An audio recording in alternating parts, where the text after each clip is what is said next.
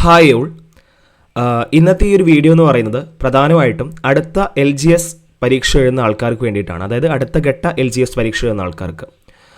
അപ്പോൾ അവർ പല ആൾക്കാരും റിവിഷൻ ചെയ്യുന്ന ആൾക്കാരുണ്ടാവും. ഇനി ചില ആൾക്കാരാണെങ്കിൽ ഒന്നും പഠിച്ചിട്ടില്ല, എക്സാം വരുമ്പോൾ വരട്ടെ എന്നുള്ള മൈൻഡ് സെറ്റുള്ള ആൾക്കാരുണ്ടാവും. അപ്പോൾ രണ്ടുപേർക്കും യൂസ്ഫുള്ളായുള്ള ഒരു വീഡിയോ ആണ്. അതായത് നമ്മൾ 2021 തൊട്ടിട്ട് ഇതുവരെയുള്ള LGS നിലവാരത്തിലുള്ള ക്വസ്റ്റ്യൻസ് പേപ്പേഴ്സ് നോക്കുമ്പോൾ കൂടുതലായിട്ട് ഫോക്കസ് ചെയ്തിട്ട് ചോദിച്ച ഏരിയാസ് അത് നിങ്ങളിലേക്ക് എത്തിക്കാനുള്ള ഒരു വീഡിയോ ആണിത്. ഇപ്പോൾ റിവിഷൻ ചെയ്യുന്ന ആൾക്കാർക്കാണെങ്കിൽ അവസാന ഘട്ടത്തിൽ ഈ ടോപ്പിക്കിലെ ഇപ്പോൾ ഈ ക്ലാസ്സിൽ പറയുന്ന ഈ ടോപ്പിക്കിൽ അവരെല്ലാം പഠിച്ചിട്ടുണ്ടോ എന്ന് ചെക്ക് ചെയ്യാൻ ആ ഒരു ടോപ്പിക്സിൽ എല്ലാ കാര്യങ്ങളും നിങ്ങൾ ഒന്ന് ഒന്ന് വിശദമായിട്ട് പഠിക്കാൻ കിട്ടിയൊരു അവസരമാണ്. അപ്പോൾ അതുകൊണ്ട് ഞാൻ ഈ വീഡിയോയിൽ പറയുന്ന ടോപ്പിക്സൊക്കെ നിങ്ങൾ എന്ത് ചെയ്യുക, കൃത്യമായിട്ട് പഠിച്ചിട്ടുണ്ടോ എന്ന് ചെക്ക് ചെയ്യുക. അതിൻ്റെ ഓരോ പോയിൻറ്റ്സും കൃത്യമായിട്ട് തന്നെ മനസ്സിലാക്കുക. ഇനി ഒന്നും പഠിക്കാത്ത ആൾക്കാരാണെങ്കിൽ അവർ അറ്റ്ലീസ്റ്റ് ഇനിയുള്ള ദിവസങ്ങളിൽ ഈ ഒരു ടോപ്പിക് കൂടി എന്ത് ചെയ്യുക, അവർ ഒന്ന് നോക്കുക. ഈ ടോപ്പിക്കുകൾ നിങ്ങൾ അറ്റ്ലീസ്റ്റ് നോക്കി പോകാൻ ശ്രമിക്കുക. ഓക്കെ ആണല്ലോ? അപ്പോൾ തീർച്ചയായിട്ടും വരുന്ന LGS ഘട്ട പരീക്ഷയുള്ളവർക്ക് യൂസ്ഫുള്ളായ വീഡിയോ ആയിരിക്കും. അതുകൊണ്ട് എല്ലാവരും ആദ്യം തൊട്ട് അവസാനം വരെ സ്കിപ്പ് ചെയ്യാതെ കാണുക. It's me Muhammad Faris. Welcome to Spectrum. So ഇതാണ് നിങ്ങളുടെ സിലബസ് എന്ന് പറയുന്നത്. 100 മാർക്കിൻ്റെ സിലബസ്. GK ആണെങ്കിൽ 40 മാർക്ക്, ആനുകാലിക വിഷയങ്ങൾ 20 മാർക്ക്, സയൻസ് 10 മാർക്ക്, പൊതുജനാരോഗ്യം 10 മാർക്ക്, പിന്നെ maths and mental ability 20 mark. ഇപ്പോൾ ഈ GKയിലും സയൻസിലൊക്കെ വീണ്ടും സ്പ്ലിറ്റിംഗ് വരുന്നുണ്ട്. ഹിസ്റ്ററി, ജോഗ്രഫി, അതുപോലെ തന്നെ കോൺസ്റ്റിറ്റ്യൂഷൻ എന്നൊക്കെ പറഞ്ഞിട്ട്. അപ്പോൾ അതുകൊണ്ട് നമ്മൾ ഓരോ സെക്ഷൻസ് എടുത്ത് പറഞ്ഞിട്ട് അതിൽ നിങ്ങൾ നിർബന്ധമായിട്ടും നോക്കിയിരിക്കേണ്ട അല്ലെങ്കിൽ പഠിക്കേണ്ട ടോപ്പിക്സ് ഏതൊക്കെയാണ്, അതാണ് നമ്മളിനി പറയാൻ പോകുന്നത്. അപ്പോൾ ആദ്യം ഇന്ത്യൻ ഹിസ്റ്ററിയുമായി ബന്ധപ്പെട്ട് GK സെക്ഷനിലെ ഇന്ത്യൻ ഹിസ്റ്ററിയുമായി ബന്ധപ്പെട്ട ടോപ്പിക്കാണ് ഇന്ത്യൻ സ്വാതന്ത്ര്യ സമര കാലഘട്ടവുമായി ബന്ധപ്പെട്ട രാഷ്ട്രീയ, സാമൂഹിക, സാംസ്കാരിക മുന്നേറ്റങ്ങൾ, ദേശീയ പ്രസ്ഥാനങ്ങൾ, സ്വാതന്ത്ര്യ സമര സേനാനികൾ, ഭരണ സംവിധാനങ്ങൾ. ഈ 5 മാർക്കിൻ്റെ ടോപ്പിക്കിൽ നിങ്ങൾ നിർബന്ധമായിട്ടും പഠിച്ചിരിക്കേണ്ട കുറച്ച് കാര്യങ്ങളുണ്ട്. അതാണ് ഈ സ്ലൈഡിൽ കാണുന്നത്. ഇന്ത്യൻ സാമൂഹിക പരിഷ്കരണ പ്രസ്ഥാനങ്ങൾ, ഒന്നാം സ്വാതന്ത്ര്യ സമരം, ചമ്പാരൻ സത്യാഗ്രഹം, അഹമ്മദാബാദ് തുണിമിൽ സമരം, ജാലിയൻ വാലാബാഗ്, സിവിൽ നിയമലംഘന പ്രസ്ഥാനം, ക്വിറ്റ് ഇന്ത്യ സമരം, പ്രധാന പത്രങ്ങൾ, സാഹിത്യകൃതികൾ. അപ്പോൾ ഈ ചമ്പാരൻ സത്യാഗ്രഹവും അഹമ്മദാബാദ് തുണിമിൽ സമരമൊക്കെ ഒരുപാട് തവണ ചോദിച്ചിട്ടുണ്ട്.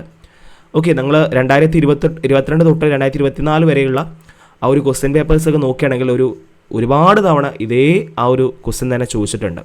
ചമ്പാരൻ സത്യാഗ്രഹവും ജാലിയൻ വാലാബാഗുമായി ബന്ധപ്പെട്ട റൗലറ്റ് ആക്ട്, അതുമായി ബന്ധപ്പെട്ട ചോദ്യങ്ങളൊക്കെ വന്നിട്ടുണ്ട്. അപ്പോൾ അത് കൃത്യമായിട്ട് പഠിക്കുകയാണെങ്കിൽ ഒരു പക്ഷേ ഒരു 4+ മാർക്ക് നിങ്ങൾക്ക് ഈ ഭാഗത്ത് നിന്ന് സ്കോർ ചെയ്യാൻ പറ്റും. ഓക്കെ, 4 or 5 മാർക്ക് നിങ്ങൾക്ക് സ്കോർ ചെയ്യാൻ പറ്റും. അപ്പോൾ ഈ ഭാഗങ്ങൾ നിങ്ങൾ കൃത്യമായിട്ട് പഠിക്കാൻ ശ്രമിക്കുക. പഠിച്ച ആൾക്കാരാണെങ്കിൽ ഇതിലെ ഓരോ പോയിൻറ്റ്സും കൃത്യമായിട്ട് നിങ്ങൾ എന്ത് ചെയ്യുക, മനസ്സിലാക്കിയിട്ടുണ്ട്, മനസ്സിൽ നിൽക്കുന്നുണ്ട് എന്ന് നിങ്ങൾ ചെക്ക് ചെയ്യുക. ഓക്കെ ആണല്ലോ? വളരെ ഇമ്പോർട്ടൻ്റ് ആയിട്ടുള്ള ഒരു ടോപ്പിക്കാണ്.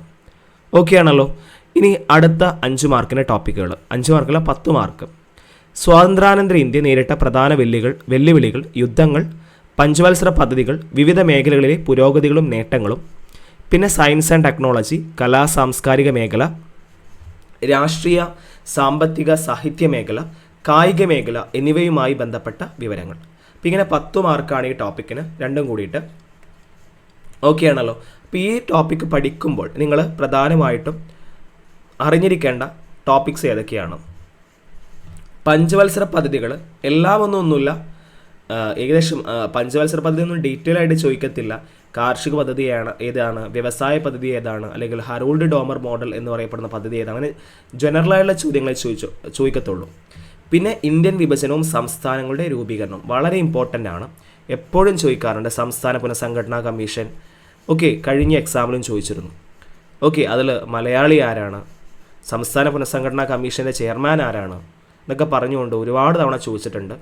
അപ്പോൾ അത് വളരെ ഇമ്പോർട്ടൻ്റ് ആണ്. പിന്നെ ആന്ധ്ര സംസ്ഥാനത്തിൻ്റെ രൂപീകരണം, പോറ്റി ശ്രീരാമലു, ഓക്കെ, അപ്പോൾ അദ്ദേഹത്തെക്കുറിച്ചൊക്കെ ചോദിക്കാറുണ്ട്.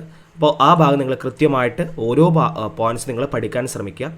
ഇതുമായി ബന്ധപ്പെട്ട് SCERT പോർഷൻസ് ഒക്കെ ഉണ്ട്, പക്ഷേ നമുക്ക് ചുരുങ്ങിയ സമയമുള്ളൂ. അപ്പോൾ അതുകൊണ്ട് നമുക്കൊരു വലിയൊരു സ്റ്റഡി നടത്താനൊരു സമയമില്ല. അപ്പോൾ അതുകൊണ്ട് നിങ്ങൾക്ക് കിട്ടുന്ന റിസോഴ്സ് ഉപയോഗിച്ച് അത് ഏത് റാങ്ക് ഫലൊക്കെ ആണെങ്കിൽ അത് ഏതായാലും കുഴപ്പമില്ല, അത് ഉപയോഗിച്ച് നിങ്ങൾ മാക്സിമം പോയിൻറ്റ്സ് അല്ലെങ്കിൽ പഠിച്ച കാര്യങ്ങൾ എന്ത് ചെയ്യുക, റിവിഷൻ ചെയ്യാൻ ശ്രമിക്കുക.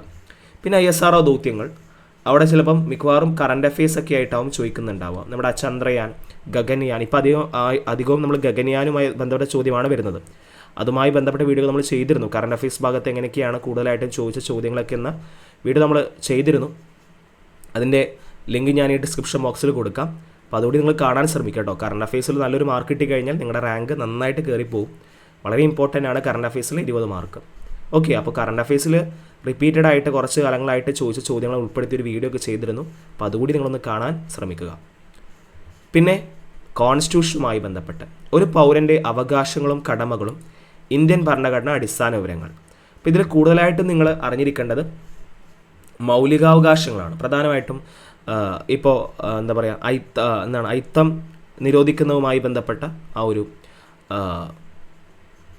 സെക്ഷൻ, ആർട്ടിക്കിൾ, പിന്നെ പ്രധാനപ്പെട്ട മൗലികാവകാശങ്ങൾ. ഓക്കെ, ആ ഒരു 12 തൊട്ടിട്ട് 35 വരെയുള്ള പാർട്ട് 3യിൽ പറയുന്ന മൗലികാവകാശങ്ങൾ കൃത്യമായിട്ട് അറിഞ്ഞിരിക്കുക.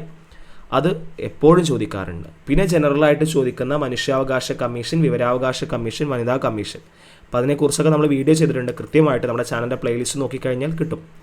അപ്പോൾ അതിൻ്റെ ആദ്യത്തെ പ്രസിഡൻ്റ് ആരാണ്, ഇപ്പോഴത്തെ ആരാണ്, ടേം എത്രയാണ്, അതുപോലെ തന്നെ പിന്നെ അംഗങ്ങൾ ആരൊക്കെയാണ്, ചെയർമാൻ ആരാണ് എന്നൊക്കെ പറഞ്ഞിട്ടുള്ള ഒരുപാട് തവണ റിപ്പീറ്റഡ് ആയിട്ട് ചോദിക്കാറുണ്ട്. എന്നാണ് രൂപീകരിച്ചത്. അപ്പോൾ അത് കൃത്യമായിട്ട് മനുഷ്യാവകാശ കമ്മീഷൻ, വിവരാവകാശ കമ്മീഷൻ, വനിതാ കമ്മീഷൻ പഠിക്കുകയാണെങ്കിൽ ഒരു 2+ മാർക്ക് നിങ്ങൾക്ക് അതിൽ നിന്ന് ലഭിക്കും. 2 അതിലധികമോ മാർക്ക് നിങ്ങൾക്ക് അതിൽ നിന്ന് ലഭിക്കും. ഓക്കെ ആണല്ലോ. അപ്പോൾ അതും നിങ്ങൾ കൃത്യമായിട്ട് റിവിഷൻ ചെയ്ത് പഠിക്കാൻ ശ്രമിക്കുക. ഓക്കെ, പിന്നെ ഇന്ത്യൻ ജോഗ്രഫിയുമായി ബന്ധപ്പെട്ട കാര്യങ്ങൾ, ഇന്ത്യയുടെ ഭൂമി ശാസ്ത്രപരമായ സവിശേഷതകൾ, അതിർത്തികൾ, ഇന്ത്യയുടെ അടിസ്ഥാന വിവരങ്ങൾ. ഈ ഒരു 5 മാർക്കിൻ്റെ ടോപ്പിക്കിൽ നിങ്ങൾ ഏതൊക്കെ ടോപ്പിക്സാണ് ഫോക്കസ് ചെയ്യേണ്ടത്, ഇതാണ് പറയാൻ പോകുന്നത്. ഇന്ത്യൻ നദികൾ, ഉപദ്വീപീയ നദികളും പിന്നെ ഹിമാലയൻ നദികളും, ദേശീയ ജലപാത, ആദ്യത്തെ 5 ജലപാത എപ്പോഴും 1, 2, 3 ആണ് എപ്പോഴും ചോദിക്കാറ്. അപ്പോൾ ആദ്യത്തെ 5 ജലപാതകൾ, കാർഷിക മേഖലകൾ, പിന്നെ ഉത്തരപർവ്വത മേഖല, നമ്മുടെ ഹിമാദ്രി, ഹിമാചൽ, സിവാലിക്, അങ്ങനത്തെ കാര്യങ്ങൾ. പിന്നെ ഇന്ത്യൻ കാലാവസ്ഥ. ഇതിൽ കൂടുതൽ ഒരു ടോപ്പ് 3 ഞാൻ സെലക്ട് ചെയ്യാൻ പറഞ്ഞു കഴിഞ്ഞാൽ ഈ 3 സെലക്ട് ചെയ്യുക. ഇതാണ് കൂടുതലായിട്ടും ഉത്തരപർവ്വത മേഖല, ഇന്ത്യൻ നദികൾ, ദേശീയ ജലപാത. അപ്പോൾ ഇതിൽ തന്നെ നിങ്ങൾക്ക് പഠിക്കാൻ സമയമില്ലെങ്കിൽ പിക്ക് ചെയ്ത് പഠിക്കുക. അതിനെ ഞാൻ പറഞ്ഞ ടോപ്പ് 3 എന്നോട് സെലക്ട് ചെയ്യാൻ പറഞ്ഞു കഴിഞ്ഞാൽ ഇന്ത്യൻ നദികൾ, ദേശീയ ജലപാത, ഉത്തരപർവ്വത മേഖല, ഈ 3 ടോപ്പിക്ക് കൃത്യമായിട്ട് പഠിക്കാൻ ശ്രമിക്കുക.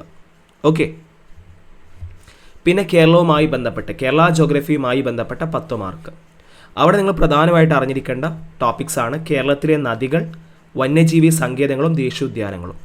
നല്ലൊരു മാർക്ക് ഈ ഒരു ടോപ്പിക്കിൽ നേടാൻ പറ്റും. കേരളത്തിലെ നദികൾ, ഓക്കെ, അതുപോലെ തന്നെ വന്യജീവി സങ്കേതങ്ങളും ദേശീയോദ്യാനവും. ഇത് വളരെ ഇമ്പോർട്ടൻ്റ് ആണ്. അപ്പോൾ നിങ്ങളത് പഠിക്കുകയാണെങ്കിൽ നല്ലൊരു മാർക്ക് നിങ്ങൾക്ക് അതിൽ നിന്ന് സ്കോർ ചെയ്യാൻ പറ്റും. കേരളത്തിലെ നദികൾ, വന്യജീവി സങ്കേതങ്ങളും ദേശീയോദ്യാനവും. ഓക്കെ, അപ്പോൾ അതുകൊണ്ട് ഇത് വളരെ ഇമ്പോർട്ടൻ്റ് ആയിട്ടുള്ള ടോപ്പിക്കാണ്. എന്തായാലും ഇതിൽ നമുക്ക് ചോദ്യങ്ങൾ പ്രതീക്ഷിക്കാം. ഒരു 5 മാർക്കിന് വരെ ചോദ്യം നമുക്ക് പ്രതീക്ഷിക്കാം, അല്ലെങ്കിൽ ചിലപ്പം കുറഞ്ഞു പോവാം. ഓക്കെ, അപ്പോൾ ഇത് പഠിച്ചു കഴിഞ്ഞാൽ പിന്നെ അടിസ്ഥാന വിവരങ്ങൾ ഓൾറെഡി നമുക്ക് എത്ര പറഞ്ഞാലും തീരത്തില്ല, കറണ്ട് അഫെയർ ആയിട്ട് ചോദിക്കാം. അപ്പോൾ അതുകൊണ്ട് നിങ്ങൾ അറ്റ്ലീസ്റ്റ് ഈ 2 ടോപ്പിക്കിൽ എന്ത് ചെയ്യുക, പഠിക്കാൻ ശ്രമിക്കുക കേട്ടോ. പിന്നെ ഇന്ത്യൻ സ്വാതന്ത്ര്യ സമരവുമായി ബന്ധപ്പെട്ട് കേരളത്തിലുണ്ടായ രാഷ്ട്രീയ സാമൂഹിക മുന്നേറ്റങ്ങൾ, നവോത്ഥാന നായകന്മാർ. ഈ ഒരു 5 മാർക്കിന് ടോപ്പിക്ക് കേരള ഹിസ്റ്ററിയും പ്ലസ് ഈ നവോത്ഥാനവുമായി ബന്ധപ്പെട്ട ടോപ്പിക്കാണ്. അപ്പോൾ അതിൽ നിങ്ങൾ പ്രധാനമായിട്ടും പഴശ്ശി സമരങ്ങൾ, മലബാർ കലാപം, വൈക്കം സത്യാഗ്രഹം, ഉപ്പ് സത്യാഗ്രഹം, പിന്നെ ആറ്റിങ്ങൽ കലാപം, അഞ്ചുതെങ്ങ് കലാപം, ഇങ്ങനത്തെ കാര്യങ്ങളൊക്കെ ഉണ്ടല്ലോ, അത് കൃത്യമായിട്ട് പഠിക്കുക. ഓക്കെ, ആറ്റിങ്ങൽ കലാപം, അഞ്ചുതെങ്ങ് കലാപം, കുളച്ചൽ യുദ്ധം, പഴശ്ശി സമരങ്ങൾ, കുറിച്യർ യുദ്ധം, മലബാർ കലാപം, വൈക്കം സത്യാഗ്രഹം. വൈക്കം സത്യാഗ്രഹം എന്തായാലും ഇമ്പോർട്ടൻ്റ് ആണ്, പഠിച്ചിരിക്കണം അതിൻ്റെ എല്ലാ പോയിൻറ്റും. പിന്നെ ഉപ്പ് സത്യാഗ്രഹം, ഈ കാര്യങ്ങൾ കൃത്യമായിട്ട് നിങ്ങൾ പഠിക്കാൻ ശ്രമിക്കുക. ഓക്കെ ആണല്ലോ.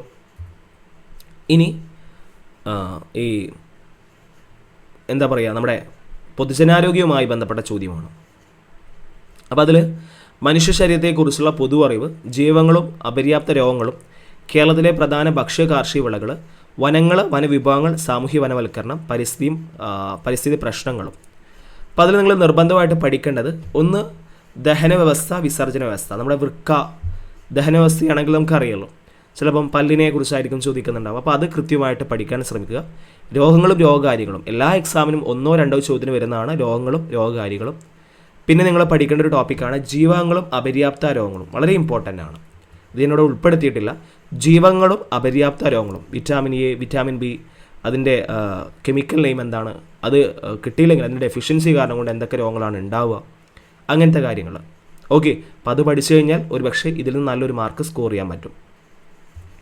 ഇനി സാംക്രമിക രോഗങ്ങളും രോഗകാരികളും, അടിസ്ഥാന ആരോഗ്യ വിജ്ഞാനം, ജീവിതശൈലി രോഗങ്ങൾ, കേരളത്തിലെ ആരോഗ്യക്ഷേമ പ്രവർത്തനങ്ങൾ. ഈ ടോപ്പിക്കിൽ നിങ്ങൾ പ്രധാനമായിട്ടും ആരോഗ്യക്ഷേമ പദ്ധതി വളരെ ഇമ്പോർട്ടൻ്റ് ആണ്. നമ്മൾ കേരളത്തിൽ 2024 PSC പരീക്ഷകളിലായിട്ട് ചോദിച്ച മുഴുവൻ പദ്ധതികളും നമ്മൾ ഡിസ്കസ് ചെയ്തിട്ടുണ്ട്. അപ്പോൾ അതിൻ്റെ ലിങ്കും ഞാൻ ഡിസ്ക്രിപ്ഷൻ ബോക്സിൽ കൊടുക്കാം. നിങ്ങളത് കൃത്യമായിട്ട് പഠിക്കാൻ ശ്രമിക്കുക. പിന്നെ സാംക്രമിക രോഗങ്ങളും രോഗകാരികളും, അത് രോഗങ്ങളും രോഗകാരികളും എന്ന ഭാഗത്ത് നമ്മൾ പറഞ്ഞതാണ്. അപ്പോൾ അതുകൊണ്ട് ഇവിടെ ജസ്റ്റ് പറഞ്ഞെന്ന് മാത്രമേ ഉള്ളൂ. പിന്നെ ജീവിതശൈലി രോഗങ്ങൾ, പൊണ്ണത്തടി എന്നൊക്കെ പറയുന്ന ഹൃദ്രോഗം, ഇങ്ങനത്തെ ഓരോ കാര്യങ്ങളൊക്കെ. അപ്പോൾ ഇതുമായി ബന്ധപ്പെട്ട എപ്പോഴും പലപ്പോഴായിട്ട് 1-2 ക്വസ്റ്റ്യൻസ് വരാറുണ്ട്. അതിന് കാരണം എന്താണ് എന്നൊക്കെ പറഞ്ഞുകൊണ്ട് ഉള്ള കാര്യങ്ങൾ, ജനറലായിട്ടുള്ള ചോദ്യങ്ങൾ ചോദിക്കാറുണ്ട്. അപ്പോൾ അത് നിങ്ങളൊന്ന് അതിനെക്കുറിച്ചൊരു ബേസിക് ഐഡിയ ഉണ്ടാവുകയാണെങ്കിൽ ആ ഒരു മാർക്ക് നിങ്ങൾക്ക് സ്കോർ ചെയ്യാൻ പറ്റും. ഓക്കെ ആണല്ലോ. ഇനി കെമിസ്ട്രിയുമായി ബന്ധപ്പെട്ട് നിങ്ങൾ അറിഞ്ഞിരിക്കേണ്ട കാര്യങ്ങൾ. അപ്പോൾ കെമിസ്ട്രിയിൽ 5 ടോപ്പിക്സാണ് പഠിക്കാനുള്ളത്. ആറ്റം, പിന്നെ ലോഹങ്ങളും അയിരുകളും ധാതുക്കളും, പിന്നെ പീരിയോഡിക് ടേബിൾ, ഹൈഡ്രജനും ഓക്സിജനും, രസതന്ത്രം ദൈനംദിന ജീവിതത്തിൽ. ഇതിൽ നിങ്ങൾ പ്രധാനമായിട്ട് പഠിക്കേണ്ടതാണ് ധാതുക്കളും അയിരുകളും. ഇതൊക്കെ 10ാം ക്ലാസ് SCERT ടെക്സ്റ്റ് ബുക്കിലുള്ള ഒരു ചാപ്റ്ററാണ്. ഞാൻ പറഞ്ഞല്ലോ SCERT വായിക്കാനുള്ള ഒരു സമയം ഇല്ലാത്തതുകൊണ്ടാണ്, അല്ലെങ്കിൽ ഞാൻ ആ SCERT ചാപ്റ്റേഴ്സ് കൂടി പറഞ്ഞേനെ. സോ ധാതുക്കളും അയിരുകളും പ്രധാനമായിട്ടും നിങ്ങൾ പഠിക്കുകയാണെങ്കിൽ 10th SCERT ചാപ്റ്റർ 4 ഒരു ടേബിൾ ഉണ്ട്, ടേബിൾ 4.1 എന്ന് പറഞ്ഞ ടേബിൾ ഉണ്ട്. അത് പഠിക്കുകയാണെങ്കിൽ ചിലപ്പോൾ അതിൽ നിന്നാവും മിക്കവാറും ചോദ്യം വരിക. ഓക്കെ, അതിൽ ധാതുക്കളും അയിരുകളും എന്ന് പറഞ്ഞൊരു ബോക്സിന് ഉണ്ട്, ചിലപ്പോൾ അതിൽ നിന്നാവും ചോദ്യം വരിക. പിന്നെ ഹൈഡ്രജനും ഓക്സിജനും, ആറ്റവുമായി ബന്ധപ്പെട്ട എന്തായാലും ഒരു ചോദ്യമുണ്ട്. ചിലപ്പം ആറ്റോമിക് സിദ്ധാന്തമാവാം, അല്ലെങ്കിൽ അതിലെ കണികളെക്കുറിച്ചാവാം. പിന്നെ ആധുനിക ആവർത്തന പട്ടിക, മീൻസ് മോഡേൺ പീരിയോഡിക് ടേബിളുമായി ബന്ധപ്പെട്ട് ചിലപ്പം ഏതെങ്കിലും മൂലങ്ങളെക്കുറിച്ചൊക്കെ ആവും ചോദിക്കുന്നുണ്ടാവാം. അപ്പോൾ നിങ്ങൾ ഇത് രണ്ടും പഠിക്കുകയാണെങ്കിൽ ചിലപ്പം ആധുനിക ആവർത്തന പട്ടിക എന്ന് പറയുമ്പോൾ അത് വലിയൊരു ടോപ്പിക്കാണ്. ഇത് രണ്ടും പഠിക്കുകയാണെങ്കിൽ ഒന്നുകൂടി ഷോർട്ട് ടൈമിൽ നല്ലൊരു മാർക്ക് സ്കോർ ചെയ്യാൻ പറ്റും. പിന്നെ ഫിസിക്സിൽ 7 ടോപ്പിക്കാണ്. ദ്രവ്യവും പിണ്ഡവും, പ്രവൃത്തിയും ഊർജ്ജവും അതിൻ്റെ പരിവർത്തനവും, താപവും ഊഷ്മാവും, പ്രകൃതിയിലെ ചലനങ്ങളും ബലങ്ങളും, ശബ്ദവും പ്രകാശവും, സൗരയൂഥവും സവിശേഷതകളും. ഇപ്പോൾ ഇവിടെ കൂടുതലായിട്ട് ചോദിക്കുന്നത് പ്രകാശം, ശബ്ദം, ചലനം, ഊർജ്ജവും അതിൻ്റെ പരിവർത്തനവും, സൗരയൂഥം, ഈ ടോപ്പിക്കുമായി ബന്ധപ്പെട്ടാണ്. അപ്പോൾ ഫിസിക്സ് ഞാൻ സെലക്റ്റീവായിട്ട് പറയുന്നില്ല, കാരണം അത് റാൻഡം ആയിട്ടാണ് പലപ്പോഴും ചോദിച്ചു കണ്ടിട്ടുള്ളത്. അപ്പോൾ എന്തായാലും നിങ്ങൾ ഈ ഒരു ടോപ്പിക്കിൽ ഇത് ഏതൊക്കെയാണ് നിങ്ങൾക്ക് പഠിക്കാൻ സാധിക്കുന്നത്, അല്ലെങ്കിൽ നിങ്ങൾ പഠിച്ച ആൾക്കാരാണെങ്കിൽ ഈ ടോപ്പിക്കൊക്കെ എന്ത് ചെയ്യുക, ഞാൻ പഠിക്കാൻ സാധിക്കുന്നെങ്കിൽ പറയാനുള്ള കാരണം ഇതുവരെ ഒന്നും പഠിക്കാത്തവർക്ക് വേണ്ടിയിട്ടാണ് കേട്ടോ. ഓക്കെ ആണല്ലോ. അപ്പോൾ പഠിച്ച ആൾക്കാരൊക്കെ ആണെങ്കിൽ സമയമുണ്ടെങ്കിൽ ഇതൊക്കെ ഒന്ന് റിവിഷൻ ചെയ്യാൻ ശ്രമിക്കുക. ഇതിൻ്റെ എല്ലാ പോയിൻറ്സും മനസ്സിൽ നിൽക്കുന്നുണ്ടോ എന്നൊക്കെ നോക്കുക. ഓക്കെ ആണല്ലോ. ദെൻ മാത്സ് ആണ്. മാത്സിൽ നമുക്ക് കൂടുതലായിട്ടൊന്നും പറയാനല്ല. റീസണിങ്ങിലും അരിത്തമെറ്റിക്കലുമായിട്ട് 16 ടോപ്പിക്സ് ആണുള്ളത്. ഇവിടെയും 8. അപ്പോൾ 20 മാർക്കാണ് മാത്സിൻ്റെ വെയിറ്റേജ്. എന്തായാലും ഓരോ ടോപ്പിക്കിൽ നിന്ന് ഓരോ ചോദ്യം വരും. അപ്പോൾ അതുകൊണ്ട് എല്ലാ ചോദ്യങ്ങളും നിങ്ങൾ പഠിക്കുക. അതുപോലെ ഇനി പഠിക്കാൻ ബുദ്ധിമുട്ടുള്ളവരാണെങ്കിൽ അറ്റ്ലീസ്റ്റ് 2024 ചോദ്യങ്ങളെങ്കിലും നിങ്ങളൊന്ന് മോക്ക് ടെസ്റ്റ് അല്ലെങ്കിൽ വർക്കൗട്ട് ചെയ്തിട്ട് കിട്ടുന്നുണ്ടോ എന്ന് ചെക്ക് ചെയ്യുക. ഓക്കെ ആണല്ലോ. അപ്പോൾ ഇതാണ് നിങ്ങൾ അറ്റ്ലീസ്റ്റ് ഒരു അവസാന ഘട്ടത്തിൽ, ഞാൻ ഈ ഒരു വീഡിയോ പ്രധാനമായിട്ടും ഉദ്ദേശിച്ചുള്ളത് അവസാന ഘട്ടത്തിൽ കുറച്ചെങ്കിലും പഠിക്കണമെന്ന് ആഗ്രഹമുള്ള ആൾക്കാർ, അല്ലെങ്കിൽ പഠിച്ചു കഴിഞ്ഞ ആൾക്കാരാണെങ്കിൽ അവർ ഒന്നുകൂടി, പലപ്പോഴും നമ്മൾ റിവിഷൻ പ്രോപ്പറായിട്ട് നടത്താൻ പറ്റാറില്ല. അപ്പോൾ നമ്മൾ ചോദിക്കാൻ സാധ്യതയുള്ള ഈ ടോപ്പിക്സ് അത് ഒന്നുകൂടി നോക്കാൻ വേണ്ടിയിട്ടാണ് ആ ടോപ്പിക്സ് ഫോക്കസ് ചെയ്യുക. ഇപ്പോൾ ഈ ഒരു വീഡിയോയിൽ പറഞ്ഞ ടോപ്പിക്സ് എല്ലാം എന്ത് ചെയ്യുക, ഒന്നുകൂടി സ്ട്രെസ് ചെയ്ത് ഞാൻ എല്ലാ പോയിൻറ്റും പഠിച്ചിട്ടുണ്ടോ, അതിലേതെങ്കിലും എനിക്ക് ഓർമ്മ കിട്ടാത്തതുണ്ടോ, അതൊക്കെ ഒന്ന് ചെക്ക് ചെയ്യാൻ വേണ്ടിയിട്ടാണ് പറയുന്നത്. ഓക്കെ ആണല്ലോ. സോ ഇതാണ് നമുക്ക് ഈ ഒരു വീഡിയോയിൽ പറയാനുള്ളത്. ഈ ഒരു വീഡിയോ നിങ്ങൾക്ക് യൂസ്ഫുൾ ആയി എന്ന് കരുതുന്നു. നിങ്ങളുടെ അഭിപ്രായങ്ങളും പിന്നെ അതുപോലെ തന്നെ സംശയങ്ങളും നിങ്ങൾ കമൻറ്റ് ബോക്സിൽ രേഖപ്പെടുത്തുക. ഓക്കെ ആണല്ലോ. ഇതുപോലെ 10th പ്രിലിംസ് ആയി വരാനുണ്ട്. അപ്പോൾ 10th പ്രിലിംസിനായിട്ടുള്ളൊരു സ്ട്രാറ്റജി അതിൻ്റെ ഒരു വീഡിയോ ഞാൻ തീർച്ചയായിട്ടും ഉടൻ തന്നെ ചെയ്യുന്നതായിരിക്കും. തീർച്ചയായിട്ടും നിങ്ങൾ ലൈക്ക് ചെയ്യുക. അതുപോലെ തന്നെ നിങ്ങളുടെ ഈ ഒരു ചാനൽ യൂസ്ഫുൾ ആവുന്നുണ്ടെങ്കിൽ തീർച്ചയായിട്ടും മറ്റുള്ളവരിലേക്ക് ഷെയർ ചെയ്യുക, സബ്സ്ക്രൈബ് ചെയ്യുക. നമ്മുടെ ചാനലിലെ കണ്ടൻറ്റ് നിരന്തരം ലഭിക്കുന്നതിന് വേണ്ടി നമ്മുടെ ചാനലിൻ്റെ ബെല്ലൈക്കൺ ക്ലിക്ക് ചെയ്യുക. സോ അടുത്തൊരു പ്രധാനപ്പെട്ട വീഡിയോയുമായിട്ട് നമുക്ക് വീണ്ടും കാണാം. എല്ലാവർക്കും താങ്ക്